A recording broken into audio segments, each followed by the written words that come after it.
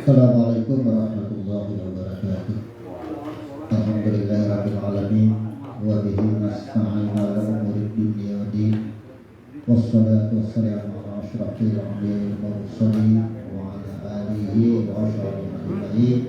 Amma ba'd. Jemaah rahimakumullah. Alhamdulillah pada malam hari ini kita bisa berkumpul kembali, di mana malam hari ini adalah pertama setelah kita libur Idul Adha. Untuk malam hari ini, sebagaimana yang sudah kita lakukan kajian rutin, di mana materi-materi yang kita bahas itu secara kontinu atau bersambung. Untuk malam hari ini, materi yang akan kita bahas tentunya kita akan melanjutkan rahasia atau yang disebut dengan nurus sholat. Karena kita sebelum dari nurus sholat kita sudah bahas sirus sholatnya, kemudian kita masuk kepada nurus sholat, di mana pada malam hari ini kita masuk kepada bab Al-Fatihah. Al-Fatihah. Al-Fatihah. Semalam kan sudah, berarti kita sampai sudah di takbiratul ihram. Kemudian kita juga sudah bahas setelah takbiratul ihram ada yang disebut dengan iftitah atau istiftah.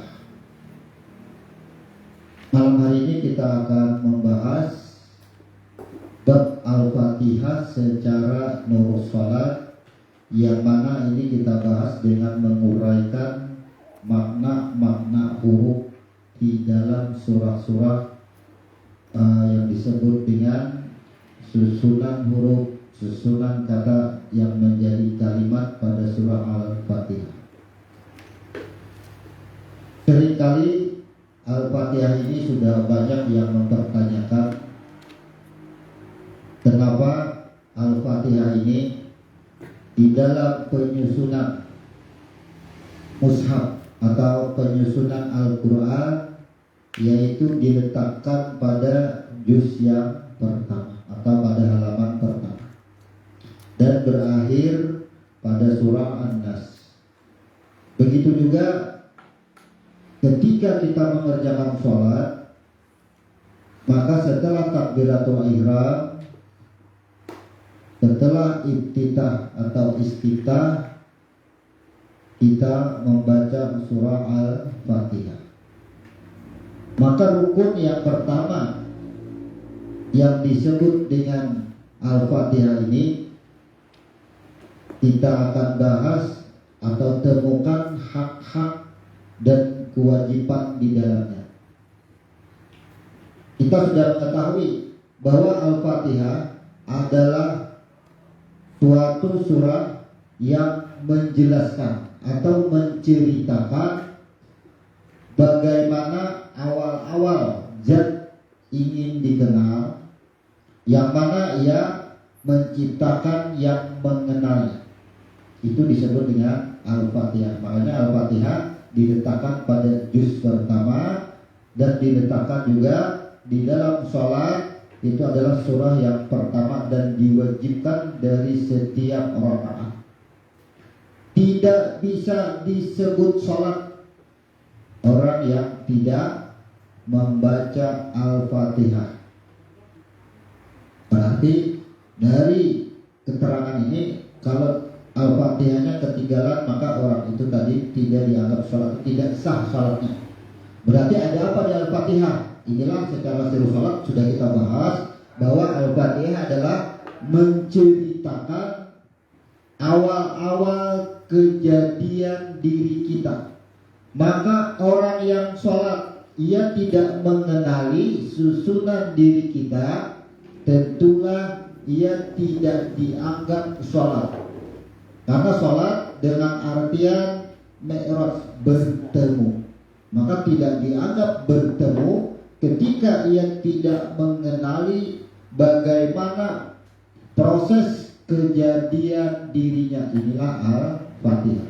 Maka orang yang membaca Al-Fatihah belum mengenal proses kejadian dirinya, walaupun ia membaca Al-Fatihah, secara hukum ia sah salatnya. Tapi secara nurus ia tidak bertemu dengan Tuhan. Karena rukun salat membaca Al-Fatihah sah salatnya. Jadi kalau orang sembahyang, di bahasa kita lah sembahyang, ia menjalankan semua rukunnya, sahkah salatnya? Ya sah. Tetapi ia tidak memahami tentang rukunnya. Bagaimana salatnya? Secara nurus salat ia tidak bernilai sama. Orang sekolah itu yang penting hadir, absen yang penting. Tapi ia tidak memahami bagaimana ketika ia masuk sekolah, tentang ilmu yang diserapnya, tentang isi dan bahasa di dalam sekolah dan tujuannya itu ia tidak kenal. Ya, ketika orang sekolah hanya hadir tapi tidak berilmu, dapat berapa kira-kira rapotnya? Sama. Ketika kita sholat, jalankan semua rukunnya dengan benar. Kata-kata dengan benar, bukan dengan tepat.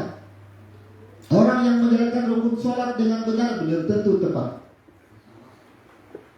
Apa dapatnya sembahyang?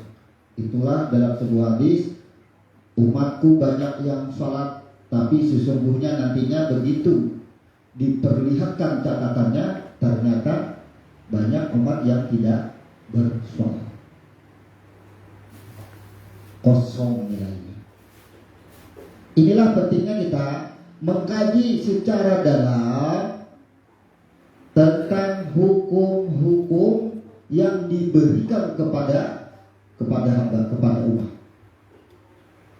Ini disebut dengan majelis ilmu. Majelis ilmu ini bahkan ada salah satu ulama yang menyebutkan duduk di majelis ilmu ini lebih wajib daripada sholat. Ada yang berkata seperti itu, bukan hadisnya. Duduk di majelis ilmu itu lebih wajib daripada sholat. Ini kontrak perkataan. Tapi kalau kita dalami, orang yang sholat tapi dia tidak memiliki ilmu, kemana mengarahkan sholatnya?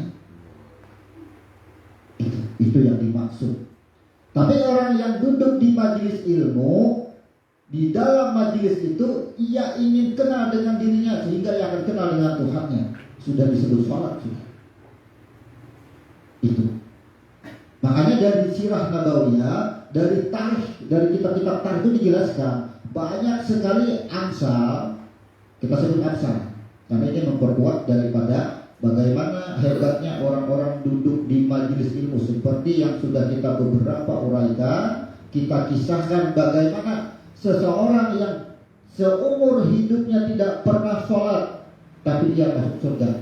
Kenapa? Karena di akhir hidupnya ia menuntut ilmu. Inilah salah satu ulama ada yang berkata, ternyata lebih wajib daripada sholat, bukan menggugurkan sholat. Itu maksudnya. Orang yang sholat, ia sedang beramal. Sia-sia amalnya tanpa ilmu. Kemudian orang yang berilmu duduk di majelis ilmu, tapi ia tidak sholat, tidak diamalkannya. Dua-duanya sama. Akhirnya sia-sia. Nah, kata-kata lebih wajib inilah yang kita dengarkan ini menjadi kontrak di kalangan para ulama-ulama yang banyak sekali. Oleh karena itu, ilmu huruf ini, alhamdulillah 2 hari yang lalu di rumah kita sampai malam, bahkan 2 hari berturut-turut dari beberapa guru-guru ustadz. Kemarin guru Yasin ya, entah dari mana dia punya pondok, dari Habib-Habib banyak kemarin kalau di rumah, dan malamnya santri datang lagi. Jadi mereka ingin mendengarkan langsung seperti apa yang diajarkan dengan ilmu huruf.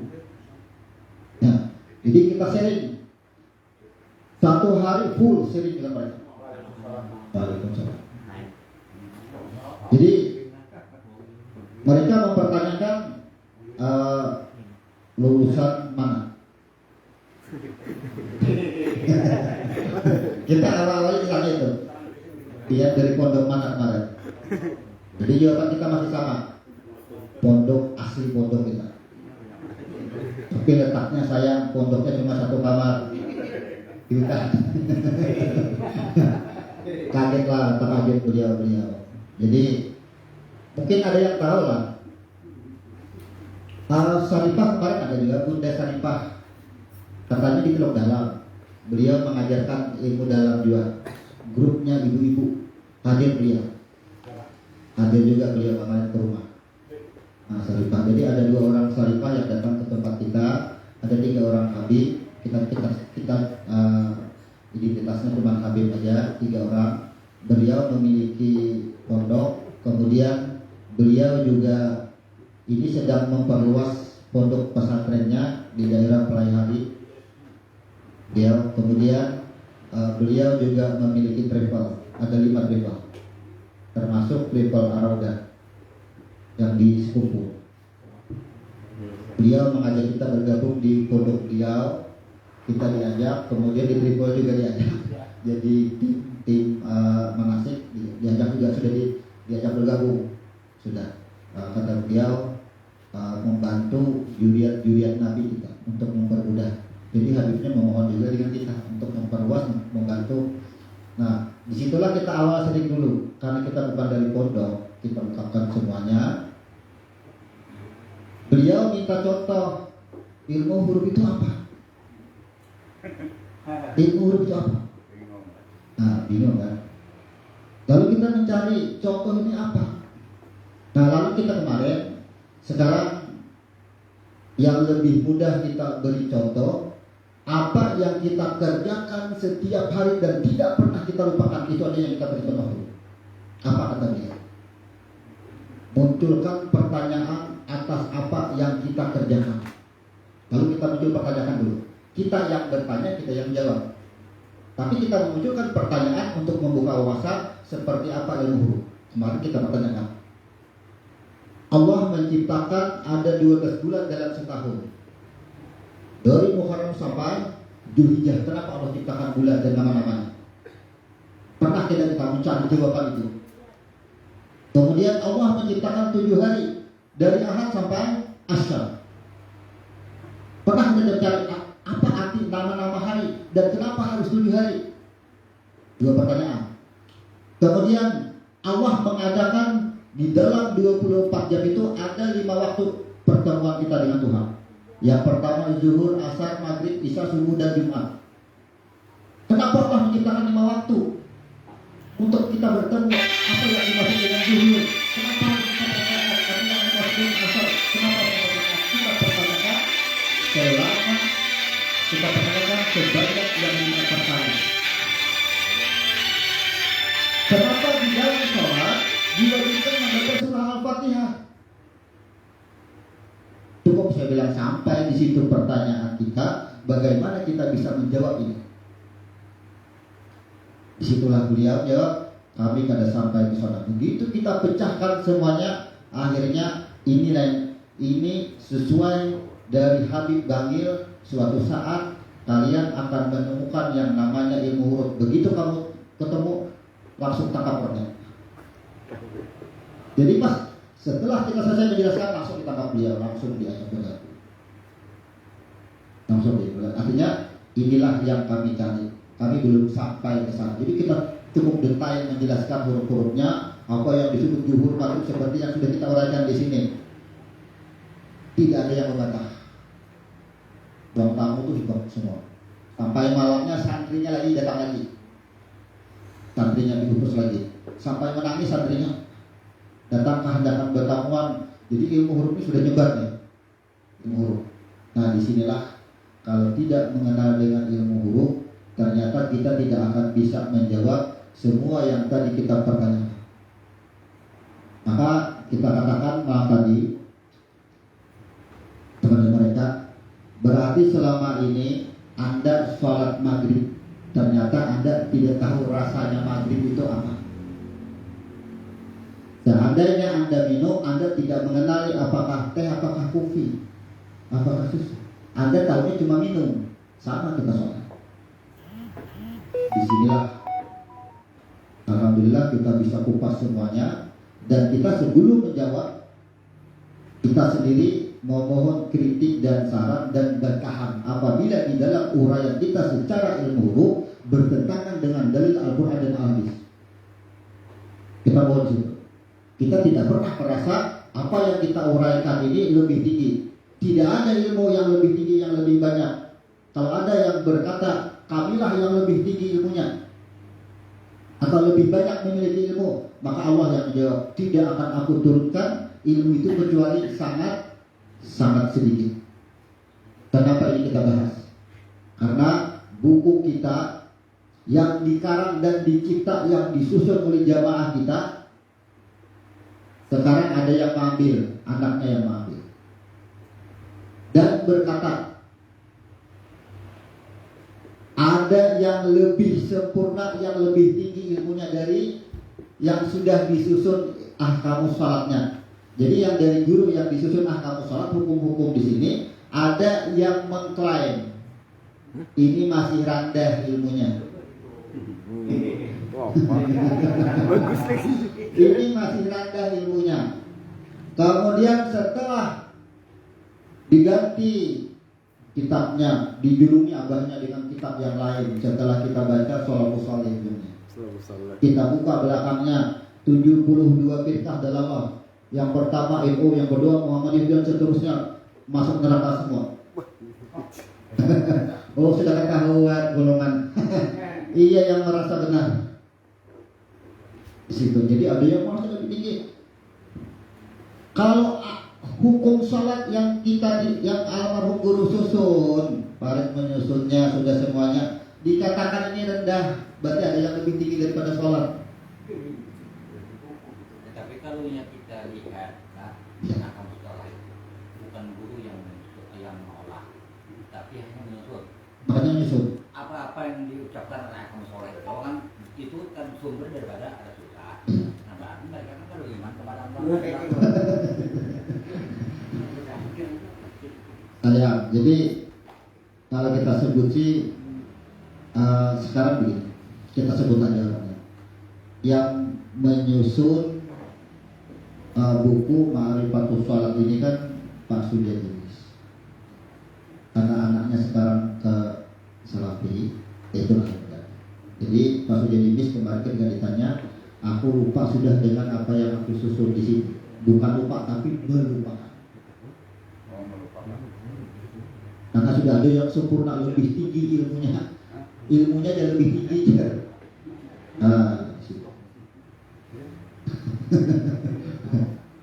Di sini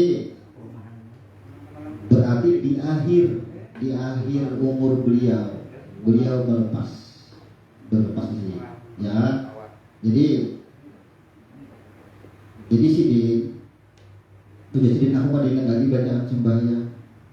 Cara sembahyang kita ingat lagi. Kenapa? Karena aku baru diberi buku yang baru, ini sedang mempelajarinya. Ingat lagi cara sembahyang. Disinilah pentingnya kita belajar 3 cara sholat. Kenapa? Tuhan akan menjemput 2 cara sholat. Allah sisakan 1 cara sholat pas pada berpakai. Kalau semasa beliau itulah yang wajib daim sudah pokok pada kau lagi dipacul, ya. Pada bapak lagi dia batang tubuh ini berpokok apakah itu pada lagi. Yang penting hatinya yang bersih. Kalau najis badan kan tahu nih basuh pakai baju, tapi amun hatinya yang benajis, baju apa di bumi ini yang sanggup membersihkannya. Itu yang sangat disayangkan. Makanya kita jelaskan kenapa ada yang berkata ada yang lebih tinggi. Memang kita dulu sering berhadapan dengan mereka bahwa ini belum sempurna lagi, tujuan kami lebih sempurna, lebih tinggi. Kita sering berhadapan, itu langsung kita yang berhadapan. Sekarang kita dihadapkan dengan cerita mereka. Nah, jadi ini sebagai masukan bahwa ternyata apa yang tertulis di sini yang tersusun diambil dari Quran dan hadis dan disaring. Jadi almarhum guru ini cara Quran bil Quran ditaksis, hadis bil hadis, hadis bil Quran, diambil yang terkuat dari yang kuat, bukan mengatakan yang lain daripada yang tersusun di sini itu tidak daif atau kada kuat aja, cuma ini diambil dari yang terkuat. Itu maksudnya. Jadi kan bahasanya di sini, contoh yang dibahasnya kemarin itu pada permasalahan bacaan tahiyat akhir. Nah, kita menggunakan yang akhirnya pada minal maqsami wal maghfurah. Kita menggunakan itu. Lalu kita jelaskan penjelasan penggunaan bacaan tahiyat terakhir ini bukan menggugurkan bacaan yang lain, tapi mengambil yang terkuat dari yang kuat. Kalau kita gunakan bacaan tahiyat akhir dengan doa yang berarti, yang arti daripada doa itu minta bebaskan dari azab kubur, ya kan? Dan minta hindarkan dari fitnah dajjal. Cari bacaan tahiyat akhir itu bermakna mengandung arti dua itu, terhindar dari azab kubur, terhindar dari fitnah dajjal. Tapi minal maqsami wal maghfirah di sini yang akhirnya ini adalah kebersihan jiwa. Ya. Kira-kira amun kita memohon di dalam tahiyat akhir hanya memohon minta perlindungan dari azab kubur dan fitnah dajjal, berarti kita akan menjalani rumus itu. Tapi kalau kita memohon kebersihan jiwa, akan melaluilah azab, terhindar daripada semuanya, selamat daripada semuanya. Inilah yang disebut dengan yang terkuat daripada yang kuat. Mereka anti dengan bahasa tasawuf, anti dengan bahasa ma'rifat. Mereka memakai bahasa tazkiyatun nafs. Ya, pembersihan hati, pembersihan diri. Apa bedanya dengan ma'rifat? Apa bedanya dengan tasawuf? Tasawuf nama, tertipu bukan dengan nama. Kalau sudah ketujuh Philip, dulunya Usram kadang lagi, merek yang lain harus Philip mereknya. Bilanya Usram bid'ah. Karena sudah ketujuh Philip, tertipu dengan nama. Nah, ini muka dibahas sedikit. Langsung kita masuk kepada materi yang akan kita bahas. Bahwa kita pada malam hari ini masuk di Nurul Salat membahas surah Al-Fatihah, di mana Al-Fatihah sudah kita jelaskan, kita uraikan secara ilmu. Nah, di sini kita akan bagi Al-Fatihah, bukan kita yang membagi lah. Bukan kita yang membagi, karena yang membagi itu adalah Allah sendiri. Al-Fatihah, kata Allah, ada hak aku di dalamnya dan hak hamba. Barang siapa yang mengembalikan hak aku, maka hak hamba itu menjadi kewajibanku. Ya, menjadi kewajiban. Kata-kata kewajiban Tuhan berarti apa saja yang kita mohon di dalam ayat 4 sampai ayat 7, maka itu menjadi kewajiban Allah untuk menjahirkan apa dari isi ayat 4 sampai ayat 7. Tapi saatnya tadi kembalikan dulu hak Allah tadi kembalikan, yaitu pada ayat 1 sampai ayat 3. Langsung dari kata ilmu huruf. Jadi Al-Fatihah ada 7 ayat. 1, 2, 3, 13. Yang pertama Al-Hamdu. Yang kedua Ar-Rahman, Ar-Rahim. Yang kedua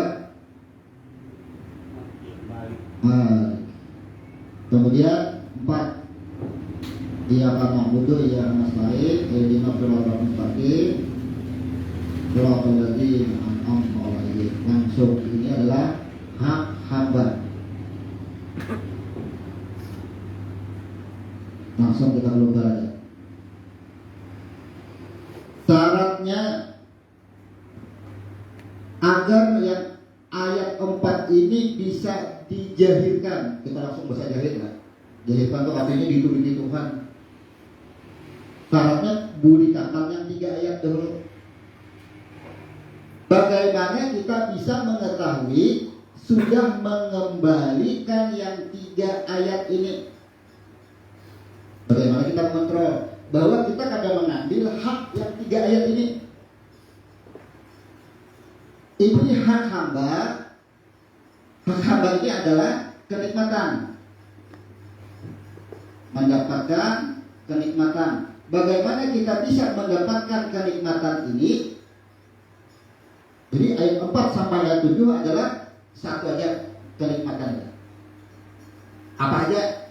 Bertemu Tuhan nikmat, surga nikmat, semuanya adalah nikmat.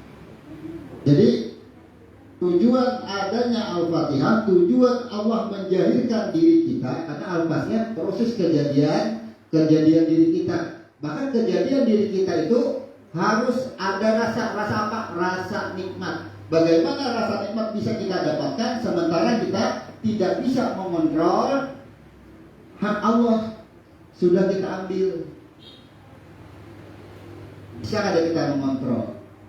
Selama ini apakah kita mengambil hak Allah atau tidak? Bagaimana kontrolnya? Kita bacakan satu persatu. Yang pertama ayatnya berbunyi Alhamdulillahirabbil alamin. Terjemah, segala puji bagi Allah Tuhan semesta sekalian alam terjemah. Tapi secara tanya jawabnya, engkau memuji aku. Berarti bahasa engkau memuji aku. Siapa yang memuji dan siapa yang dipuji? Cari dahulu. Siapa yang memuji dan siapa yang dipuji? Untuk Al-Fatihah boleh kita menggunakan kata-kata salawat. Boleh. Innallaha wa malaikatahu yusalluna 'alan nabi. Salawat dengan arti dukungan. Dengan arti dukungan. Siapa yang didukung, yaitu hembusan yang pertama, nur yang pertama. Nih, cahaya asal yang disebut dengan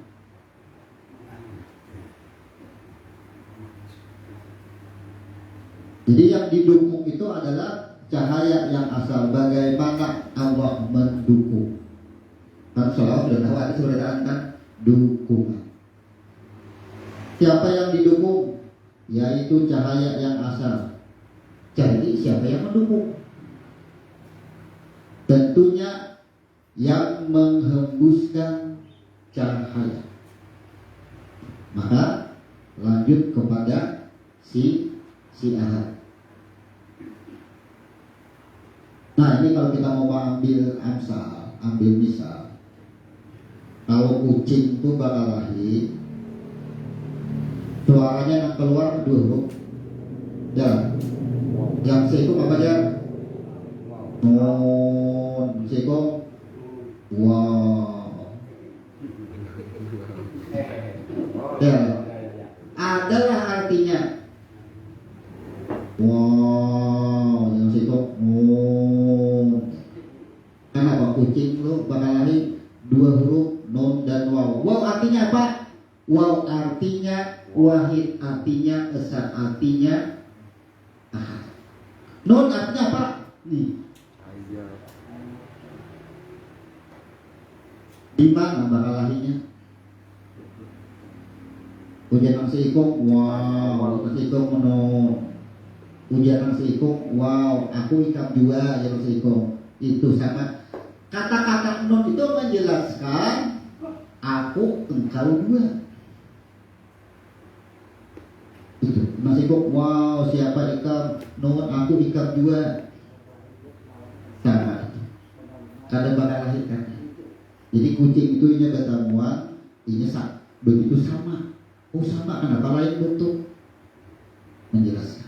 Makanya siapa yang mendukung berarti si A yang didukung kepada Nun. Ketika Nun didukung, ia berbias yang disebut dengan Nur Muhammad dan menjadi alam semesta beserta isinya, muncullah alhamdulillah rabbil alamin. Muncul alhamdulillah. Siapa yang menyebut? Berarti nurnya juga. Ya. Siapa yang menyebut alhamdulillah nurnya juga adalah gugur kepada di bawah nur. Tidak ada gugur daripada di bawah nur. Sekarang akhirnya diri kita, kitalah yang terdengar dan terlihat membaca alhamdulillah. Terdengar dan terlihat kitalah yang sedang memuji. Ya, yang terlihat kita yang sedang memuji. Di mana kita yang sedang memuji, kita pecah hurufnya. Alif, alif lam. Kemudian ada ha. Ya, alham, alif lam. Kalimat ma'rifah yang meniadakan kalimat khabar atau kalimat isim atau kalimat isim. Maka yang ditenggelamkan, yang dihilangkan adalah mim, mim dan dal. Yang terlihat memuji, yang terdengar memuji adalah huruf ha. Langsung pada huruf ha. Ha ini dengan arti hayat. Nihayat.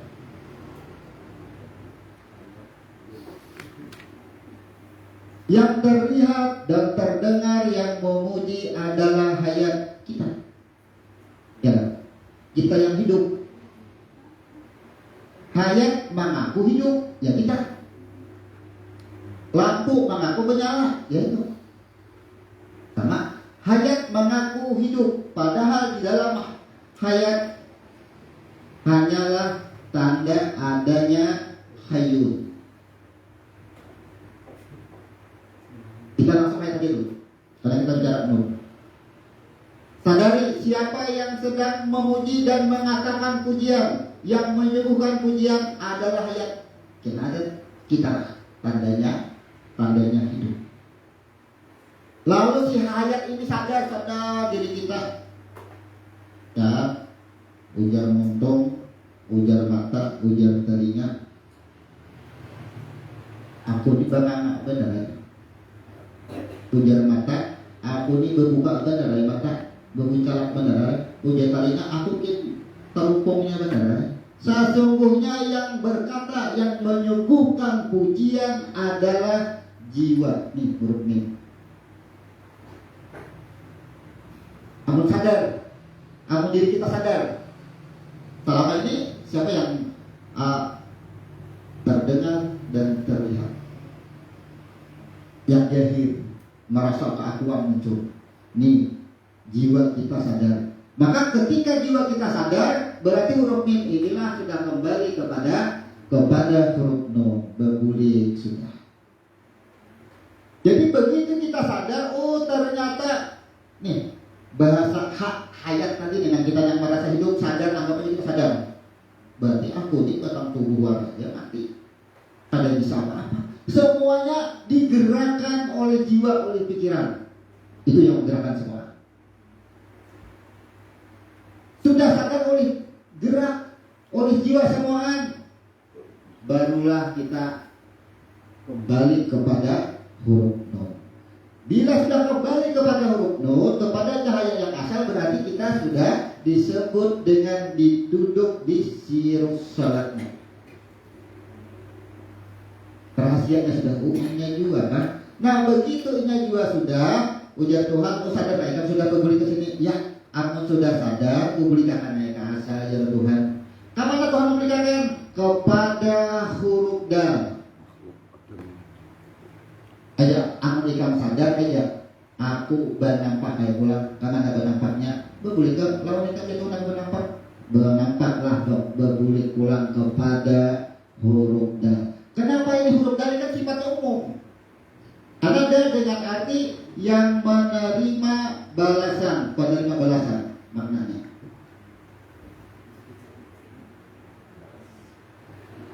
Jadi dal itu kedudukan huruf dal itu semua yang di bawah Nur Muhammad itu lambangnya huruf dal, pasti menerima balasan. Alam semesta menerima balasan, malaikat menerima balasan, jin menerima balasan, semuanya menerima balasan.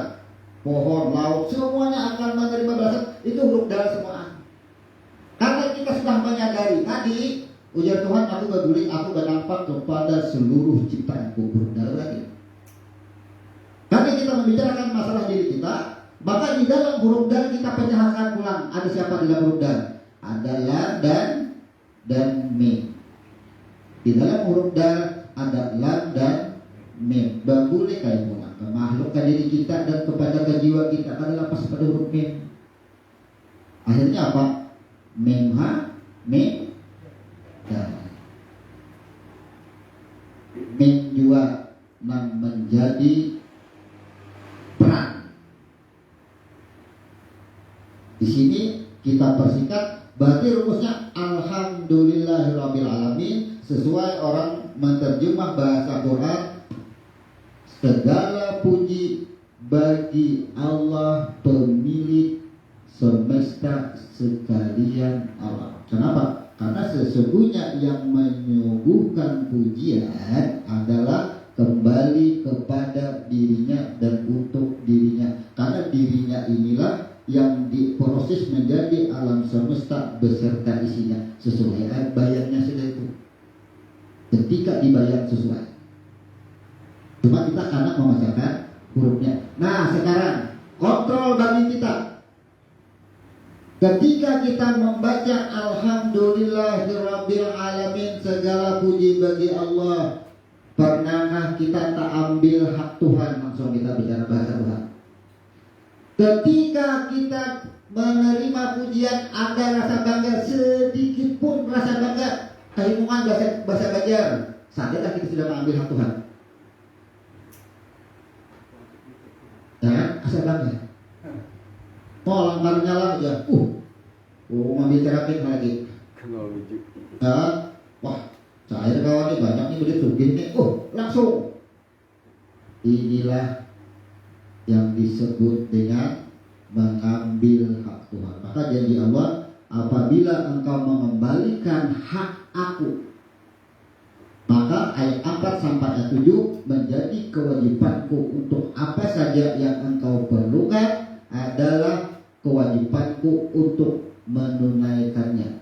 Innama amruhu iza arada saya ayyakula lahu kun fayakun. Barang siapa yang menyerahkan, au innama, sesungguhnya siapa saja yang menyerahkan segala urusannya, ya, maka ayyakula lahu kun fayakun. Nang mana yang diserahkan ini, nang tiga serahkan dulu.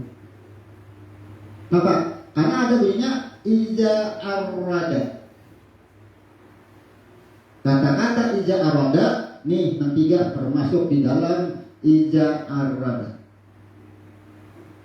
Kalimat pujian dan memuji haknya ampunnya semuaan. Kenapa? Ketika si Ahad ingin dikenal, ia menghembuskan aku ingin dikenal. Kata-kata aku ingin dikenal itulah yang disebut dengan iradah. Aku ingin dikenal itu iradah. Kalau Allah tidak mengatakan aku ingin dikenal, tidak ada sifat iradah, kada ada diri kita. Berikan kehendak dulu, jangan kita yang berkehendak. Barang siapa yang mengembalikan iradahnya. Jadi kalau bahasa di surah Yasin tadi, innama amruhu iza arad. Jadi kata-kata di situ tidak membawa kalimat in. Di dalam iza arad itu tidak dibawa in karena kepastian. Namun di sebelumnya menggunakan innama amruhu. barang siapa yang menyerahkan urusannya. Berarti itu dua kemungkinan, kata-kata itu dua kemungkinan, bisa kau menyerahkan, bisa ada, bisa kau mengabulkan, bisa ada. Karena kalimat ini, tapi bedanya iza arada, maka kehendak ini iran ini wajib kita kembalikan, jangan ada. Bila sudah terambil, kada mungkin ayat 4 dan ayat 7 ini kan berfungsi. Jadi Fatihah itu kada akan bisa berfungsi ayat 4 dan 7 ketika ini tidak diserahkan. Iradanya akan diberikan. Di dalam hembusan tadi, ketika aku ingin digerak, kata-kata ingin adalah iradah, hembusannya adalah kodrat. Ada gerak. Berarti dua yang harus kita kembalikan, iradah dan kodrat. Nah, kontrolnya apa sekarang? Kontrolnya kodrat. Di situ lanjut lagi kepada Ar-Rahman Ar-Rahim. Ketika Ar-Rahmanir Rahim, Maliki Yaumiddin, kodrat dan iradat ada di ayat 3 bulikakan keduanya. Kita bidaya Ar-Rahmanir Rahim. Ya Tuhan, Engkau memuji aku. Ya, Engkau memuji aku.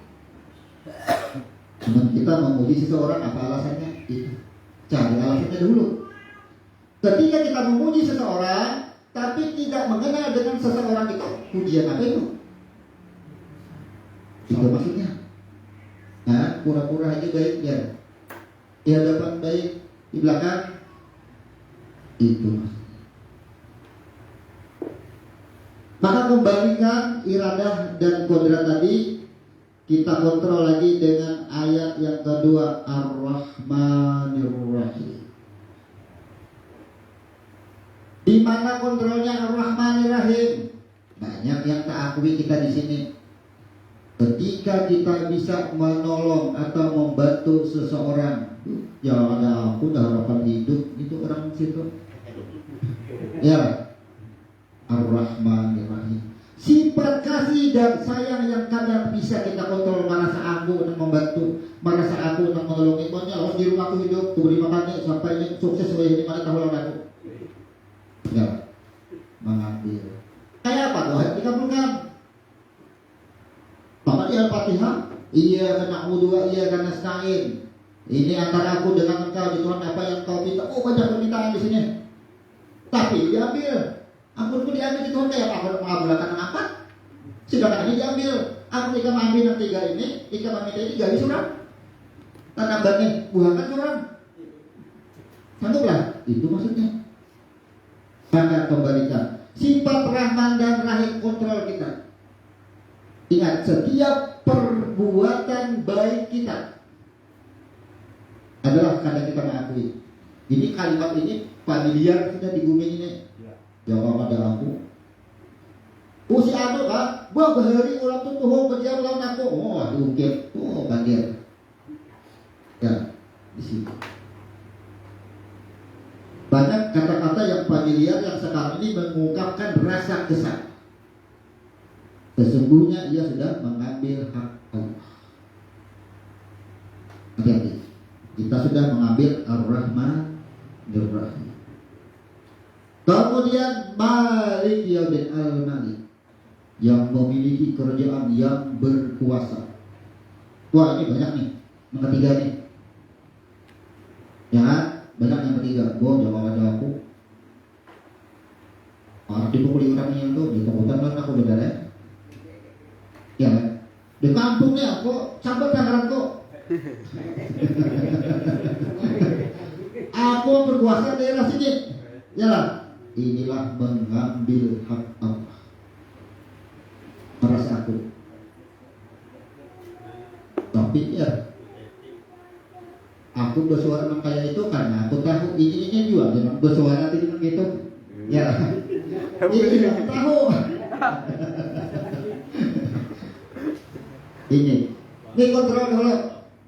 Bila hendak mencari kenapa? Doa ini kan kabul-kabul. Maka kayak ini hidup. Wah, kayak ini kan hidupku terus. Kadang-kadang jawabannya cari mang 3 pasal dulu. Nih. Kali yang 3 pasal. Oh yang ini juga diabu-abu sedikit. Kenal gitu. Kadang-kadang tabung sedikit nih. Nih. Al-Fatihah betul dari 1. Tak ambil. Maka jelas benar kaitannya. Innama amruhu iza arwah. Barang siapa nang mengembaliakan nang sudah kunjulung nang aku sifat iradahku tuh ujar Tuhan, aku buat di dalam rohku, dari rohku itu tadi ku ulah batang tubuhnya, dari rohku tadi ku ulah napas baginya, ada sifat iradah di situ. Itu sudah kunjulung dipakainya dari tahu-tahu lagi yang akunya Tuhan. Itu maksudnya kalau kita ilustrasikan dengan bahasa kita. Seandainya kita ini nanti kita boleh catat dahulu anak-anak Fatihah jujur diisi. Kembalikan dulu itu. Kira-kira engkau mengamalkan 3 ayat nih nah. Di muka bumi ini kan ada lagi berdiri pengadilan cari pelang nama pengadilan ada lagi kepolisian ada jual lagi. Siapa yang disita pertama? Tidak akan ada lagi. Karena masing-masing tidak merasa berkuasa. Tapi buktinya di zaman Nabi sudah ada kekuasaan. Ya. Kenapa? Karena Allah tahu tidak akan ada yang mampu 100% dengan sempurna menjalankan yang 3 ayat, mengembalikan yang 3 ayat. Pasti tak akui. Buktinya apa? Ketika roh dihembuskan yang pertama, maka ini sudah mengakui. Aku yang itu. Kemudian persaksian yang kedua, Al-A'raf ayat 172. Ingatlah engkau ya Tuhan. Jangan baca kita, ingat juga kan waktu engkau itu ujar Tuhan, aku keluarkan dari tulang anak cucu Adam segumpal darah air. Ya, Al-A'raf ayat 172. Kemudian engkau itu ujar Tuhan, aku mintai persaksian. Dimintai persaksian. Maka itu ya Tuhan sudah bersaksi, menerima apa yang aku amanahkan, aku tugaskan, engkau terima ini juga. Sehingga jadilah engkau manusia sekarang. Kenapa lupa lagi? Itu bahasanya. Kalau kita ilustrasikan Al-A'raf ayat 172 pelanggaran juga kita situ. Makanya tidak ada yang sempurna. Pengembaliannya itu jangan berhutang tadi bersisa masih. Berhutang 1.800 bayar 200 kali berilahan. Masih ada tak akui. Karena kalau sempurna. Kalau berhutang 1.000 bayar 1.200, berlebihan bayarnya. Mana nanti julung ayatnya. Adalah manusia yang berhutang sama Tuhan kulitnya berlebihan banyak. Makan tahu asal usul diri, mengaku jadi Tuhan. Itu hanya berlebihan. Riba. Berlebihan bayarnya sama itu. Maka syarat untuk ingat dari 3 ayat. Yang pertama kita ringkas, jangan pernah merasa berbangga akan pujian. 1. Yang kedua, Ar-Rahmanir Rahim. Kebiasaannya ini itu muncul pada saat kita berbuat baik. Ya. Itu muncul, akan terakui di situ. Tapi bisa juga yang melakukan kada merasa. Buktinya apa? Aja minantu itu sayang bener bininya anakku, sayang bener menuduh minantunya dan sayang dengan anaknya. Berarti dia mengakui kada mengenal siapa Ar-Rahman Ar-Rahim. Banyak kalimat-kalimat kita yang tidak disadari telah tak akui.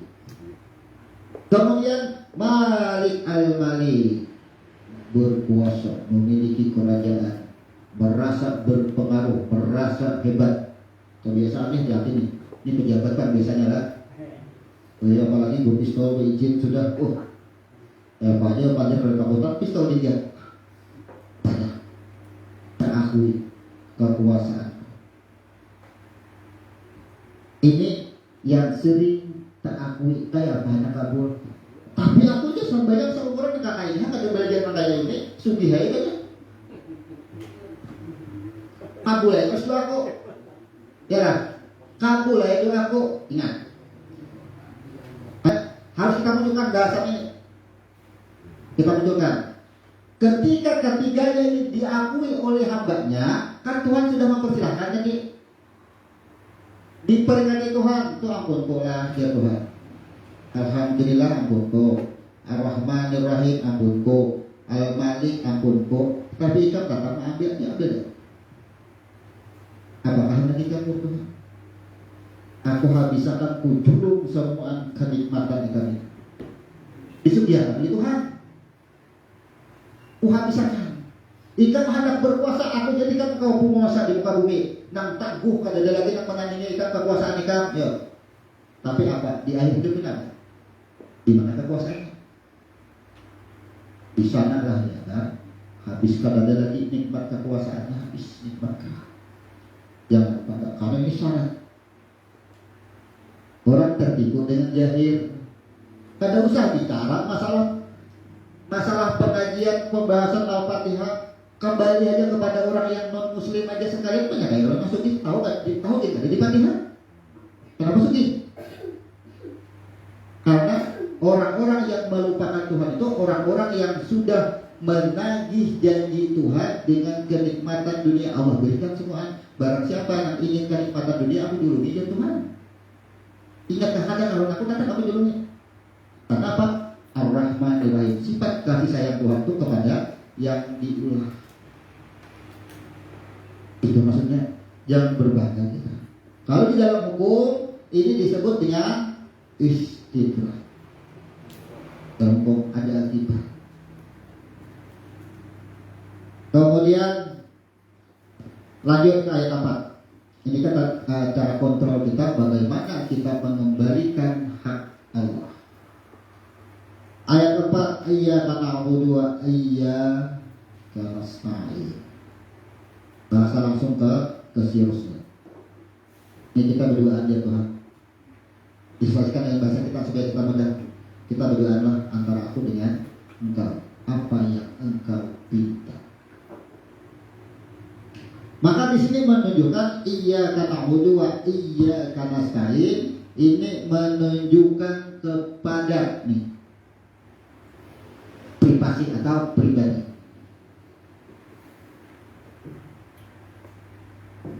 Kepada Ampus.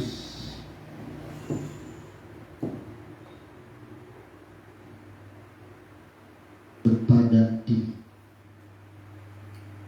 Iyyaka na'budu wa iyyaka nasta'in. Ini kita berdoa, karena berdoa berarti Ampus. Siapa yang berdoa? Maka kembalilah langsung kepada hembusan yang pertama. Itu berdoa. Tidak ada batasan di dalam yang berdoa. Kenapa? Karena di sini ada kalimat nun. Maka dari nun inilah tercipta alam semesta beserta isinya. Sekarang kita ilustrasikan bahasa di sini. Apa yang engkau pinta adalah batasannya. Jangan berbatas.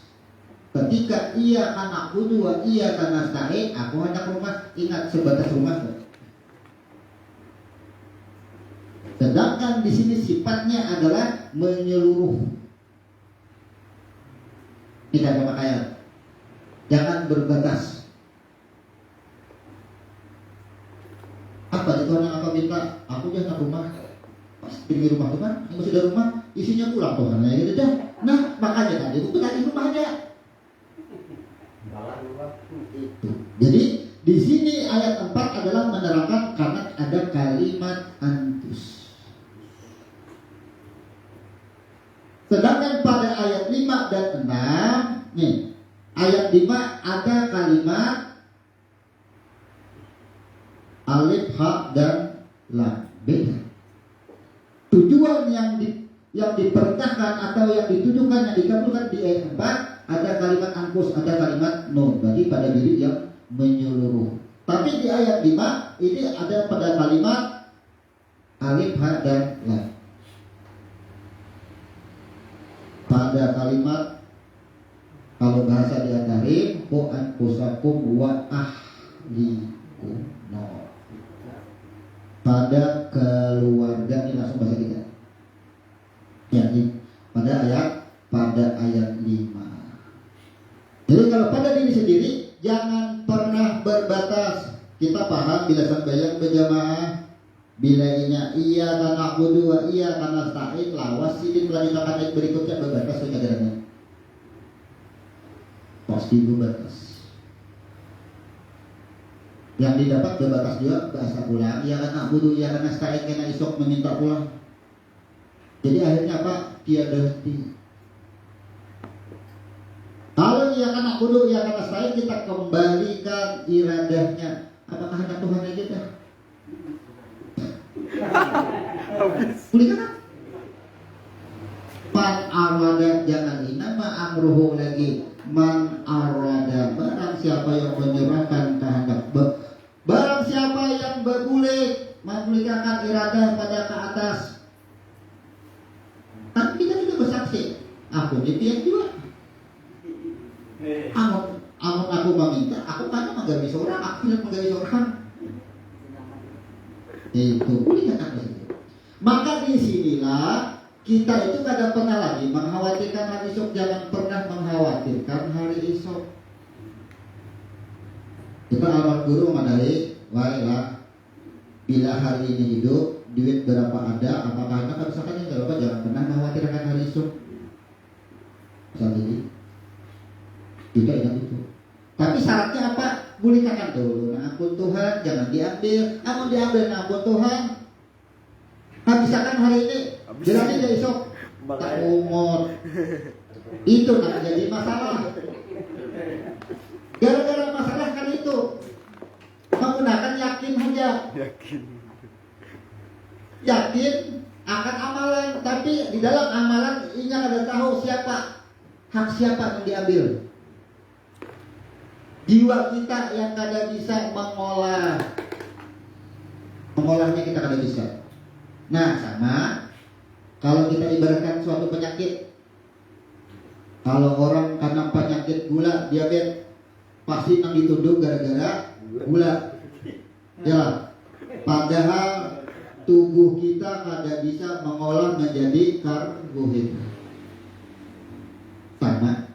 Ketika jiwa kita kada mampu menerima apa yang kita lihat, kita dengar, kita perbuat, akan timbul masalah. Coba duduk di warung santai saja, orang berdua berbandiran saja. Pas apa yang dipandir, menganak lawan diri seorang, merasa tersinggung. Lu berdiri, wow menampar.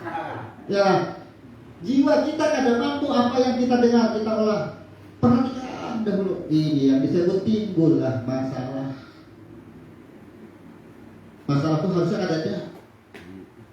Kenapa ada jiwa kita yang pada mampu mengolah? Ini huruf mem tadi, karena keakuan harus. Padahal pujian, wah berbangga dengan pujian, kada mampu jiwa kita mengolahnya. Apa yang kita dengar tadi. Jadi masalah apa masalahnya? Tak ambil hak Tuhan. Mengambil hak Tuhan pulang kita. Ternyata semua kuncinya ada pada jiwa. Kenapa kita sebut jiwa di sini? Karena kata-kata Anpus, kata-kata nur, kembali kepada nur yang asli. Jadi untuk ayat 4 penggunaannya, kalau dahulu kita belajar di ahkam dan di siru sholat, di ma'rifatu sholat, kita menerangkan ketika kita sebut iya karena guru wa iya karena nasta'in, apa anak rumah sebut rumah dahulu kan ma'rifat isi. Kalau sekarang apa? Ada ini bicara kepada nur, perlukah sekarang kita rumah? Kalau sudah berada di nurnya, perlukah kita rumah? Kan ampun ulah kita, dan tahu keperluan kita, itu namanya kan rumah. Ampun kita berada di rumah, mikirkan isinya pula. Tapi kalau yang ampunnya tahu dengan diri kita, ini mau ulangkan rumah, lawan bahannya, lawan alat rumahnya, selisih perabotnya disiapkan. Kenapa? Karena ibadahnya sudah kita kembalikan ke asal. Nah, hal ini dari ayat ini ada beberapa orang yang hanya amal-amal datang kemudian kita urut dia mulai katakan mengujar dia tuh jangan pernah mengkhawatirkan hal esok. Alhamdulillah 2 minggu ini sudah jadi ada harus ada tahu kan lagi duit sekian kapan sekian udah bisa kan udah bisa esok lagi. Di sini ternyata hanya ada bangun goreng. Ada pula orang mengiyak, ada pula orang mengiyak. 2 minggu sudah mengamalkan. Ada yang berani sudah mempraktikkan ke situ. Tapi hati-hati, sedikit keakuan ada, aku jangan mengamalkan dasar parai juga ya besoknya. Banyak keakuan. Nah, ini salah satu contoh lah. Bicara khusyuk tidak khusyuk, kayak apa? Jangan mengatakan khusyuk ada khusyuk, amalkan itu.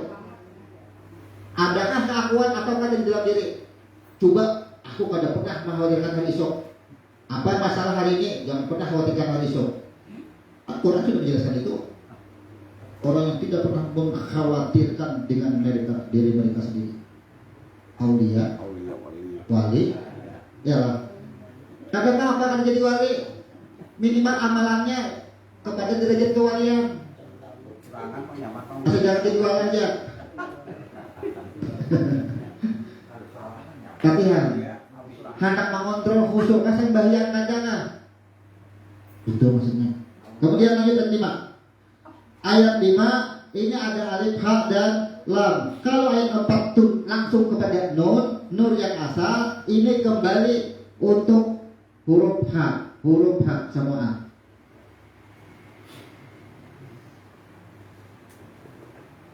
Berarti huruf ha di sini siapa?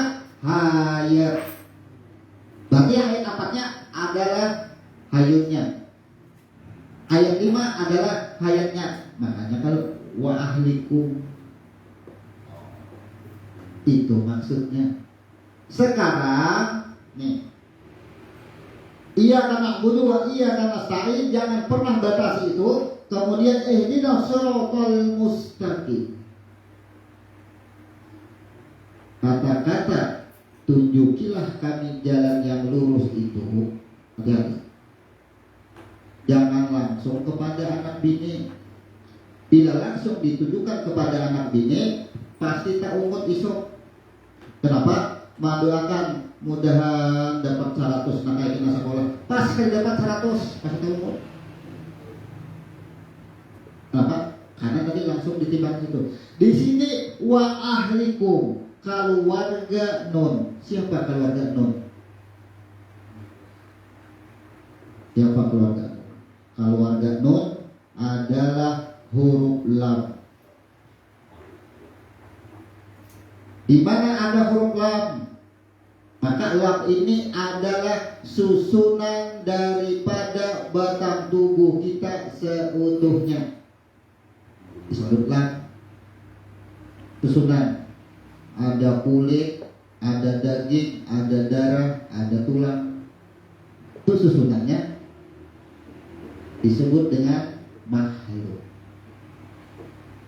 Maka siapa? Tunjukilah kami jalan yang lurus, peruntukkanlah. Peruntukkanlah. Untuk apa? Untuk yang 5 waktu. Kembali lagi situ. Yauma yasdurun nas astatan liyura a'malahum fama ya'mal misqala dzarratin khairan yara wa ma ya'mal misqala dzarratin syarran yara. Ayat 5, tunjukilah kepada 5 kelompok keluarga nafas siapa? Yang pertama keluarga nafas yang disebut dengan zuhur. Apa keluarganya? Tak ingat. Ayo. 2 telapak tangan dan 2 telapak kaki. Nah, 2 telapak tangan, 2 telapak kaki. Nih yang pertama. Tunjukilah jalan yang lurus kepada 2 telapak tangan dan 2 telapak kaki. Telapak tangan dulu diatur. Telapak tangan ini kalau mengangkat takbir menunjukkan pertemuan kita dengan Tuhan. Siapa yang bertemu? Telapak tangan menunjukkan siapa asal usul diri kita, bahan baku kita siapa? Itu alat daripada nurnya. Dua telapak kaki menunjukkan adalah bahan baku yang diproses menjadi batang tubuh. Apa? Tanah. Batis jangan sasat bila berjajah di tanah baiknya. Punya tanah kok batis. Kenapa telapak batis selalu kontak dengan tanah? Karena itu asalnya supaya ini sebagai pengingat. Jadi diri kita ini kada pernah lupa kemana aja berjalan. Selama masih memijak tanah, itulah asal kita. Telapak tangan kemana aja, bertamu yang jauh-jauh, sama pada daripada nurnya kita sama aja. Dia kanan. Jangan kada ingat itu. Tunjukilah kami jalan yang lurus. Kada menggunakan telapak tangan menampar kada karuan, begawi dengan tangan melangkah kemana kaki kita. Tunjukilah kami jalan yang lurus. Kenapa? Karena nih yauma iji yasdurun nas ini kan dibangkitkan secara berkelompok. Tangan diambil disusun, batis diambil disusun. Inilah yang dimaksud dengan di dalam surah Idzah. Allah akan menampakkan perbuatan baik dan buruk. Dijelaskan sudah itu. Fama yama misqala dzarratin sarra. Ditampakkan juga perbuatan buruknya, kita bayangkan juga perbuatan baiknya. Nah, tanganlah nih perbuatan baiknya kayak ini perbuatan buruk. Aku nampakkan aja, kayaknya sudah di situ. Itu maksudnya.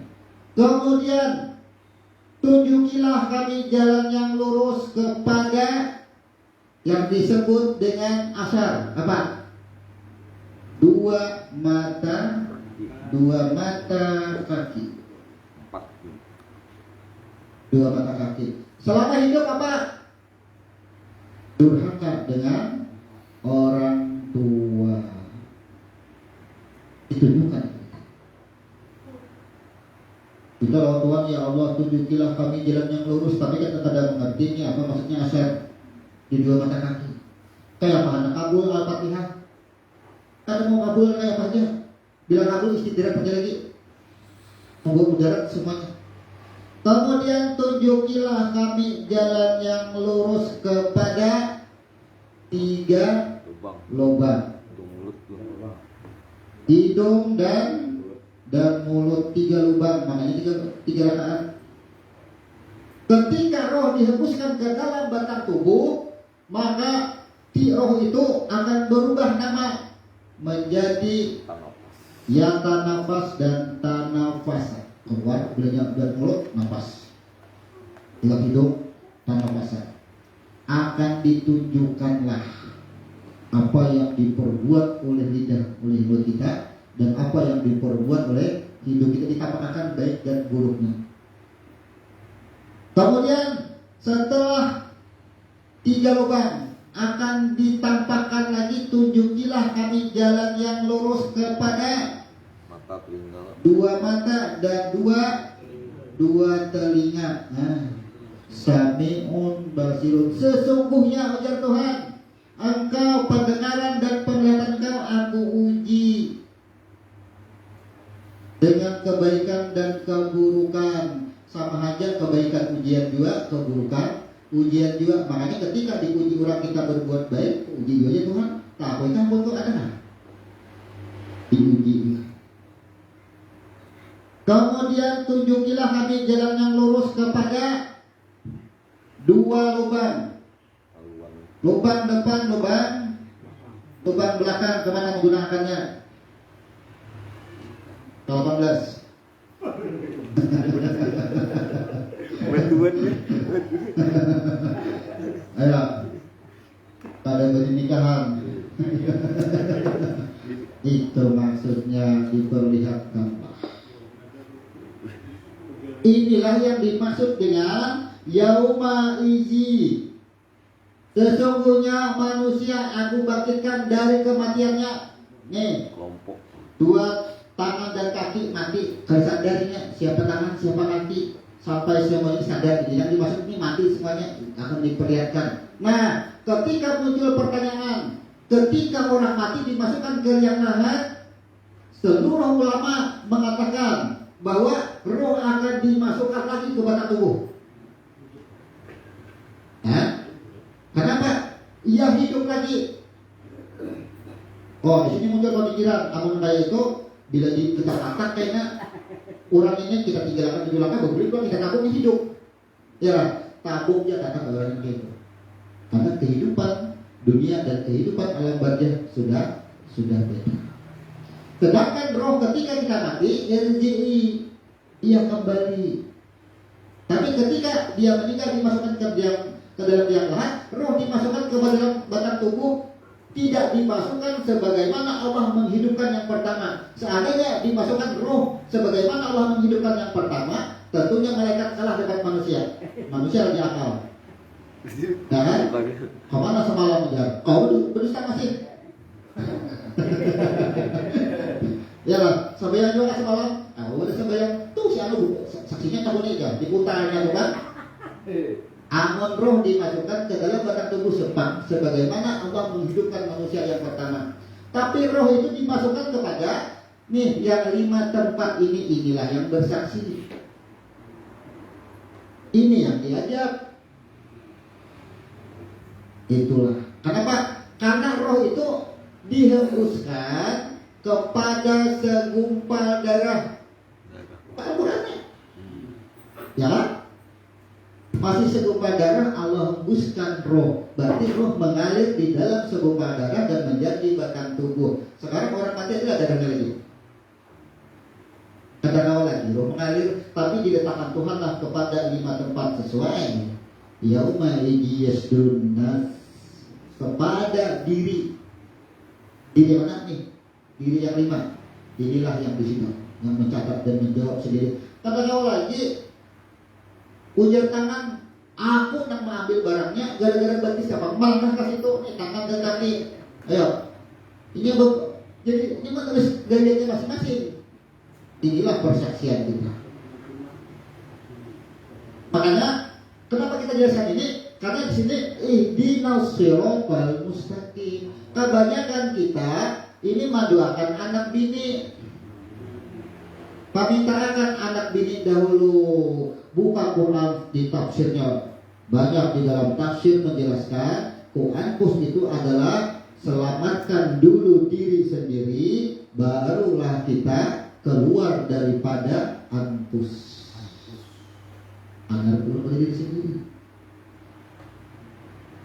Nah, lanjut ayat 6 dan ini kepada muslimin umum, sudah sifatnya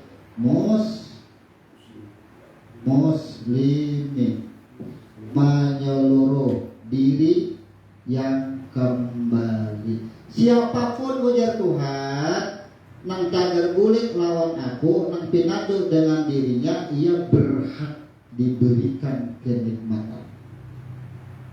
Berhak muslimin. Ini maksudnya, makanya ketika sesudah ayat 5, sesudah ini syiratal mustaqim, lanjut ayat 6 tadi, syiratal ladzina an'amta 'alaihim ghairil maghdubi 'alaihim waladdallin. Imam di sini membaca kesempitannya seorang Rabbi Firli walidayya. Ingat tulasnya imam. Kesempitannya seorang dia.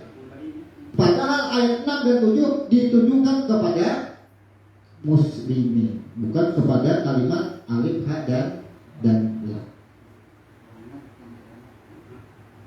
Jadi tunjukkanlah di dalam setiap surah Al-Fatihah itu sesuai wadahnya. Ini wadahnya, karena ayat 4 intirnya apa, wadahnya apa.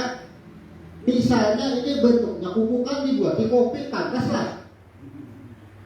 Dapatlah nikmatnya kopi sambil diminum, hilang nikmatnya rasa gigi. Kayak wadah kopinya banyak banana dituangin kuah. Apa rasanya? Sama. Ketika dia apa wadahnya apa, isi sesuai wadahnya. Ketika ayat 5 tujuannya apa, itulah sesuai pada tempatnya. Makanya orang sholat banyak mengerjakan secara benar belum tentu tepat. Inilah yang disebut kita mengembalikan hak Allah seperberapa? Sepertiga. Dengar yang di sepertiga. Tubuh kita kesemuanya sepertiga ampun Tuhan. Hari 7 hari sepertiga ampun Tuhan juga. Waktu 24 jam sepertiganya ampun Tuhan. Inilah makna daripada di sepertiga malam Allah turun ke langit dunia. Jangan dibayangkan turun hadir kayak orang datang membakar. Kenapa? Karena waktu sepertiga itu adalah hak Allah. Kalau kita berada di pada hak Allah, apa yang terjadi? Apa yang ada kira-kira?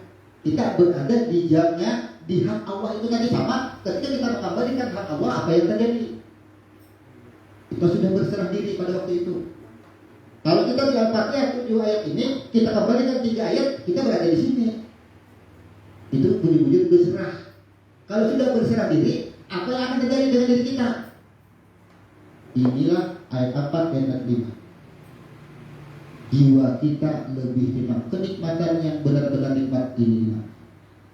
Maka wasabi kunasabi ulaika al-muqarrabun fi jannatin. Orang-orang yang lebih dahulu mengembalikan lebih dulu dengan aku. Apa tulisannya? Surga. Fi jannatin na'im, orang mati akan surga. Kenapa? Fi jannatin na'im. Makanya itu tersebut dengan kenikmatan yang hakiki. Dapat kita di situ. Kalau dikembalikan. Jadi kalau hendak tarekat Fatihah, kembalikan belajar, kita mengontrol diri, mengembalikan yang 3 ayat dahulu. Kata kawan lagi kita merasa aku terus, walaupun tanda tangan, walaupun kita berpuasa dimanapun, jadi kepala apapun, kata kawan lagi kita hati-hati dulu tak akui. Seandainya memahami semua manusia di muka bumi ini dengan 3 ayat ini, kada ada pejabat yang jadi, dijamin sudah. Kalau memahami semua. Nah, tinggal sepertiga ampun Tuhan. Bagaimana cara membacanya dengan ilmu suluk nafas? Nah, sekarang bahasa sepertiga hak Allah. Berarti di napas berapa yang sepertiga?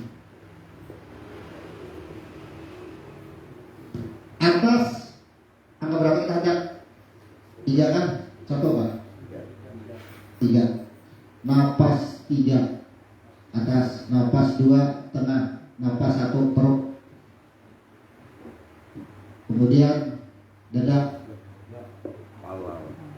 Nah, kalau dada ini kita lebih condong kepada 3 lubang yang di atasnya, yaitu pada jiwa.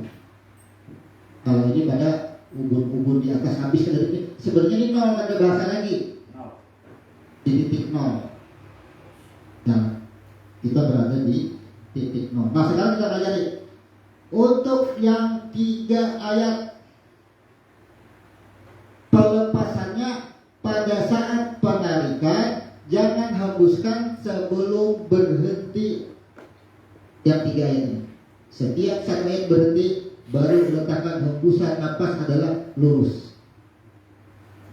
Luruskan hembusan napas. Tarik habis. Alhamdulillahirabbil alamin. Luruskan. Sebagaimana kita melempar anak panah. Anaknya mana bisa? Hembuskan. Karena pengembalian. Namun pada ayat 4 dan ayat 7, bayangkan ketika lampu dinyalakan, bagaimana cara menghamburkan cahaya. Seperti itulah melepas napasnya. Bayangkan menghamburkan cahaya itu Pak. menghamburkan napas tuh ya Pak. Seandainya ini keran Ramadan itu bunyinya tuh menyeluruh, meliputi, karena tidak berbatas. Jadi tarik napas dahulu, tarik napas. Kalau 3 ayat ini napas dipuncak, tapi ayat 4 dan ayat 7 letaknya pada jiwa. Rasakan, letaknya pada jiwa. Hembusannya menyeluruh. Hembuskan secara menyeluruh. Kenapa? Karena sebagaimana nur yang pertama ia berbias. Kata-kata berbias menyeluruh tidak ada batasan. Sekarang kalau bola lampu ini, kalau kita beri topiknya, yang terang hanya di bawah. Ya, beri topik batasannya. Tapi kalau ini tidak diberi batasan, terangnya menyeluruh, ada daya lampu. Sekarang di sini ilustrasinya, ketika gunakan napas 2, hembuskan secara menyeluruh, adakah yang dapat jaminan? Kita sudah mengamalkan ini, makanya berani tidak mengkhawatirkan hari esok. Tidak pernah mengkhawatirkan itu. Selama penggunaan Al-Fatihah, kalau dengan ilmu napas, ilmu suluknya. Jadi membuang napas itu adalah keinginan. Sebagaimana aku ingin dikenal, warna fatu firibun, Allah hembuskan. Berarti Allah menghembuskan keinginan. Nah sekarang ketika kita membaca ayat, ketika menghembuskan melepas nafas, adakah ada keinginan terlepas itu? Maka keinginan itulah iradanya memberikan ke atas. Itu ilmu suluk dalam bacaan. Bayangkan aja kalau menghambur nafas itu ya Pak. Alhamdulillahirabbil alamin arrahmanirrahim maliki yaumiddin. Amin. Baik dah. Yang keempat, iyyaka na'budu wa iyyaka nasta'in. Artinya menghambur itu bahasa supaya mudahnya, coba perhatikan menghambur. Jadi kata-kata menghambur ini adalah memancar, berbias keinginan tadi. Maka kita sudah membiaskan napas yang pertama tadi. Napas penggunaan 3 yang pertama, napas di atas. Napas penggunaan yang kedua, napas pada jiwa. Pada batas di sini, hembuskan semua, berbias. Tidak akan jahil kalau tidak dibiaskan. Nur kalau tidak berbias, tidak disebut Nur Muhammad, tidak akan ada yang jahil alam semesta beserta isinya. Kayak kita menjahilkan keinginan. Nah ini penggunaan pembacaan Al-Fatihah dengan ilmu nafas. Aku bareng aja nampatin takdirnya apa? Nah, misalnya aku seperti biasanya, ya. Tapi bagaimana kita melatih nafas saat membaca? Makanya di sini disarankan untuk Al-Fatihah 1 nafas 1 ayat. Kalau 7 ayat langsung 1 nafas, nang mana nang digulikan. Ya, dan mana kata kembali karena manusia hembusan nafasnya, ya kan nafas itu yang paling banyak kata-kata dia kan nafas itulah yang kadang-kadang usia pas rata membaca iya kan na'budu wa iya kan nasta'in, mobil masuk pun masuk mobil, ya kan nafas ini akan memproses mobil tadi di mana pendapat duitnya kayak apa, cara mencarikan duitnya, inilah yang lalai. Di sini kekacauan. Bilanya mobil masuk jangan dipikirkan cara mendapatkan mobilnya kan bisa dibuat. Kebanyakan kita pernahlah ketika kita membaca iya kan na'budu wa iya kan nasta'in, pas anak batagi sepeda adalah waktu sembahyang kita pikirkan kayak kamu mencarikan duitnya. Adalah pernah pikirkan itu caranya, memikirkan cara mendapatkan sepeda. Itulah ini sudah penyimpangan. Maka kita sudah menyerahkan ke sini tadi. Kenapa dipikirkan lagi? Dusta lah, akhir itu kan tadi tidak dia menjulung lawan aku, dia ambilnya pulang. Itu maksudnya merasa berkuasa, merasa kau menjadikan. Ambil sudah kata kau menjadikan, menyerah lawan Tuhan, jangan lagi diambil, serahkan bujur-bujur. Ini maksudnya. Jadi iya kan aku dua, iya kan nasta'in. Apa yang terjadi sebelumnya ketika kita sebelum kerjaan sholat, maka masuklah barang tadi. Apapun barangnya yang kita inginkan pasti masuk ke dalam jiwa kita. Itu sudah masuk, kenapa ada kita jahitkan? Ini yang menjahitkannya sudah masuk mobil, lalu berpikir Adidas kan, TTN kan, BE kan. Itu namanya mengambil Maliki Yaumiddin. Oh, mikirkan aku menggawe, aku berpuasa sama. Di situ. Jangan anda tahu B-nya ya iya karena Abu dua iya karena nasta'in, masuk perumahan tuh, masuk perumahan jangan pikirkan lagi. Tungguin ya. Bapak tuh apa tanah tuh kayangannya. Jangan pikirkan duitnya, tungguin ya, datang duitnya. Apa? Mereka akan duitnya, kan Allah mengatur aturan sudah. Kan kita sudah kesana. Tunjukilah kami jalan yang lurus. Ya Tuhan, tadi kan tunjukilah jalan yang lurus. Sekarang ini datang orang, perlu ini, meluruskan pendapat orang. Jadi apa? Tangan dan kaki berpikir. Siapa yang menggerakkan? Malik Yaumiddin, kembalikanlah. La haula wala quwata. Itu membaca la haula tapi diambil. Tadi dulu. Akui. Tetap takui. Ini masalah. Inilah uraian Al-Fatihah secara ilmu huruf yang kita sebut nurus salat, di mana sesungguhnya dan siapa sesungguhnya yang berkehendak. Ingat, di sana tadi kita sebutkan bukan kalimat in, tapi iza aradat, itu kepastian. Pokoknya ya Tuhan, bila ia mengabulkan kehendakku pasti ayyakula lahu kun fayakun, aku adakan, aku jadikan. Karena iza, seandainya iza itu diganti dengan kalimat in, maka bisa dapat, bisa kada. Maka cirinya bila kita bunyi-bunyi mengabadikan iradah Tuhan, pasti dapat, pasti kawan. Itu aja. Karena Quran. Jadi kita itu. Yang pertama tadi syaratnya ingat, jangan langsung kepada anak bini dahulu. Ingat, apapun yang dikeluh kesahkan keluarga dan anak bini, tugas daripada yang 5 tempat. Tugas tangan kita, tugas kaki kita, tugas jiwa kita, semuanya sudah. Jadi kata-kata ahli, anak bini sudah masuk ke dalam tanda-tanda kehidupan di 5 anggota kita. Masuk akal di situ, maka napas kita sudah menyeluruh, sudah menyebar. Jangan tarutan lagi. Coba tutup di nur bujur-bujur. Jadi tingkatan sembahyang ini, ada orang sembahyang benar gerakan dan bacaannya, ya. Ada salah, ia akan menjalani hisab. Karena masih ada keakuan dia lah. Ada yang berperasaan, pakai perasaan hati, ada. Tapi ada yang puji-puji Allah, bukan bilah lagi. Karena kembali kepada nurnya inilah nurus sholat, sesuai tingkatan niat.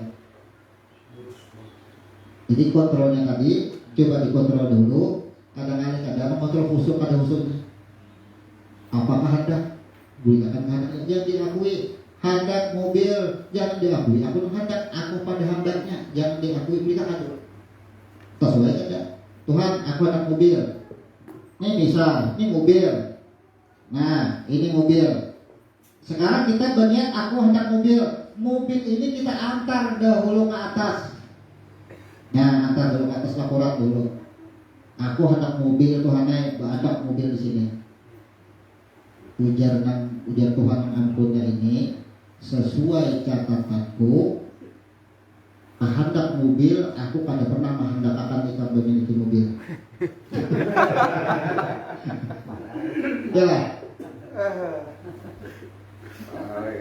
Itu maksudnya catatan ujar Tuhan ketika Nur Muhammad mencipta mengajarkan alam semesta ini, pena sudah mencatat tidak ada mobil pada diri engkau. Yalah. Gitu. Jadi bilanya gagal maka ada mobil pulang ke atas itu terakhir. Dapat inventaris. Itu makanya memberikan kehendaknya. Orang itu kan boleh kata kehendak mobil. Justru itu Tuhan menyuruh bernyati kehendak situ permohonan, tapi permohonannya diatar. Jangan diusahakan sauran aku diusahakan sauran itu nah apa? Serahkan semua. Nah, bernyati kehendak julung ke sini tungguin ya. Udah sesuai Jakartanya datang tuh barangnya. Dapat ikut tangis. Ujung. Itu. Kalau misalnya yang maksudnya yang di HKU tadi kan kita misalnya di situ. Iya. Itu kan kalau misalnya mobil lah, habis kan misalnya. Iya. Itu kan sesuai dengan pena tuh itu kira-kira juret. Diskualifikasi lah. Sekarang ini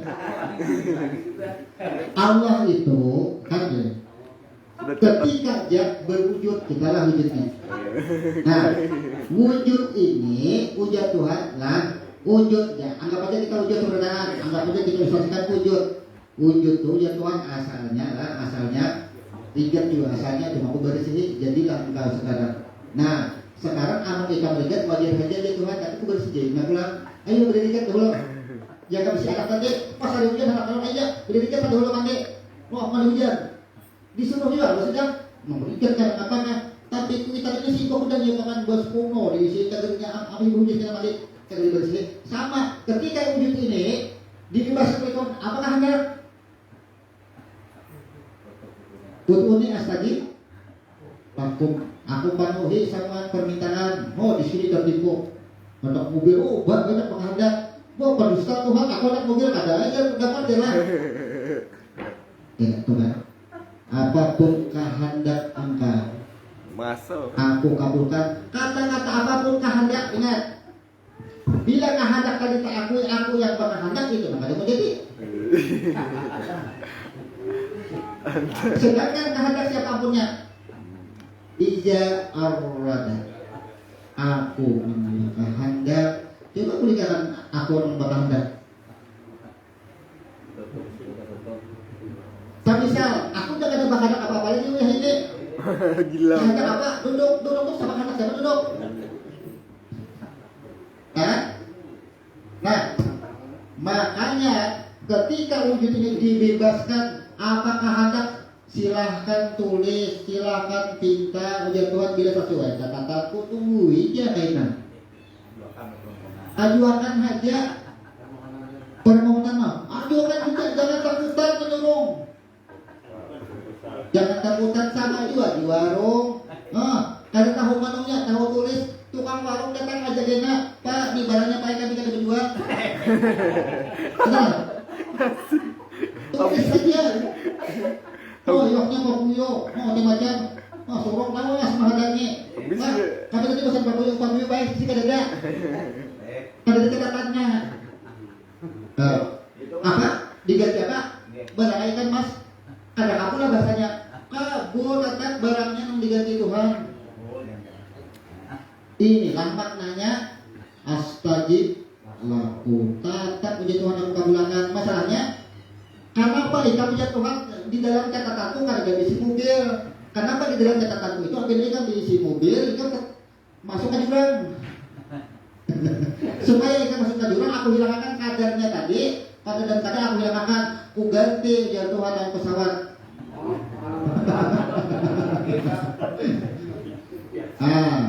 Itu cara Tuhan. Jangan takutan. Aduh aja. Itu maksudnya. Makanya kita ini kalau ngajukan banyak kata kawa waktunya pendek. Iya kan aku juga iya kan stain mobil truk bis semua sawah orang buka rumahku menjadi imam. Makanya tadi jangan pernah batasi. Mobil juga gurai tapi bis tayo. Makanya jangan pernah batasi. Iya karena budu wa iya karena stain. Bolehkah kehendak kita serahkan kasih yang penting cukup. Aku Tuhan itu kan pada kau menyambut nang dipindah, nang penting aku hendak ada. Iya. Itu misalnya kayak ini kan umpama. Ya. Kan hadisan nih nah, hadis Nawawi ini kan dalam pena tuh di dalam pena Allah tuh sini ada macam bis kan kayak pesawat. Tapi sih ini maksudnya nggak mengerti itu hak Allah atau maksudnya dalam sholat itu nah. Tapi itu kan kayak apa dalam perjalanan itu kayaknya dengan sendirinya kan dengan bis tadi kira. Tidak ada satu orang pun yang wujud mengerti akan catatan Allah yang asal. Tidak akan ada. Ia akan memahami ketika ia sudah menjalani. Tidak ada yang tahu berdahulu. Malaikat tidak tahu juga. Apalagi kita. Malaikat tidak tahu juga malaikat. Padahal disimpan di lauh mahfuz di berkas yang terkunci yang tertutup. Ada tahu. Malaikat itu tahu apa? Nah kita ke ibadah si anu gagal sudah ditulis malaikat gagal. Ujar malaikat si anu tuh dalam catatanku iya Pak minta mobil malaikat cuma julung aja dan murahkan aja catatannya. Tukang laporkan malaikat. Jadi malaikat itu apa bedanya dengan kilometer? Catat aja nomor berapa nih? Ini 5 watt berapa pemakaiannya? Itu 100 set bro. Tukang catat aja iya kan rugi kan ini lapor terapung sampai ke kanan. Mencatat malaikat itu tukang catat. Nah disinilah kenapa tadi kita munculkan penjelasan sini dengan memulai dengan sebuah ayat innallaha wa malaikatahu yusholluna 'alan nabi. Maka syaratnya semua kehendak tadi kita harus bersalawat. Apa salawat? Salawat dengan arti dukungan. Apa yang didukung? Siapa yang didukung? Ketika kita berada di dalam aturan Tuhan 114 surah, berarti kita berada di dalam salawat. Kita mengerjakan apapun tidak keluar daripada yang 114 surah, ada larangan, ada perintah, tidak keluar dari situ bersalawat. Tapi kalau kita melanggar daripada yang 114 surah, satu ayat itu dilanggar, kita tidak bersalawat. Itu maksudnya kan karena mendukung. Allah membuat 114 surah supaya kita ikuti. Ternyata satu surah atau satu ayat kita langgar, gitu kan sudah berkurang sudah. Itu maksudnya. Jadi 114 surah itu jakainya Huda ya pedoman cara pemakaian, cara menjalankan, cara menggas. Itu kita di luar aturan itu kadang akan bisa. Selawat yang utama diperintahkan kepada nur cahaya yang asal. Makanya setelah nur cahaya yang asal ada hubah. Jangan keluar dari persaksian engkau ya Tuhan. Karena engkau sudah aku minta persaksian. Keluarlah 114 surah. Jangan keluarlah pada situ ya Tuhan. Selama dari situ engkau bersalawat. Tinggalnya salawat dia. Dan dia nanti bersalawat sudah. Makanya orang yang membaca salawat belum tentu bersalawat. Kalau dia memahami salawat, karena dengan dukungan. Nah, setelah itu barulah ayat berlanjut. Ketika kita sudah memahami Nabi, maka salawat yang berikutnya tadi tidak semua orang bisa mengenal salawat langsung menunjukkan kepada nun dan ba. Saat ini kebanyakan umat bersalawat hanya kepada Muhammad bin Abdullah. Ya, itu maknanya. Maka Allah turunkan, Allah lanjutkan lagi. Ya ayyuhalladzina amanu shallu alaihi wasallimu taslima. Wahai orang-orang yang beriman, ketika engkau bersalawat kepada yang namanya Nabi Muhammad bin Abdullah, maka engkau sudah bersalawat langsung kepada Nabi cahaya yang asal. Kenapa? Orang kada semua orang kenal dengan ruh yang asal. Nabi Muhammad lambang nurnya. Bersalawat kepada Muhammad. Sama juga kita kalau luar negeri burung Garuda di sini ya, oh ini orang Indonesia, salam buat Indonesia. Bukankah negara kita tahan kesabat di sana? Burung Garuda jawabannya sama.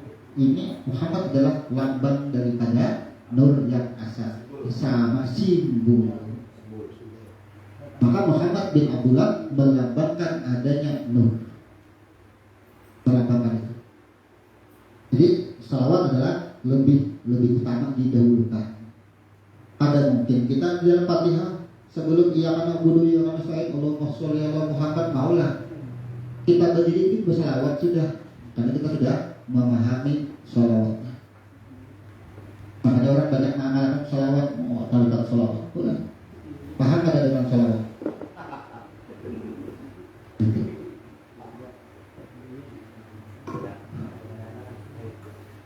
Jadi untuk penjelasan jam 11 kurang 10 menit penjelasan dari Al-Fatihah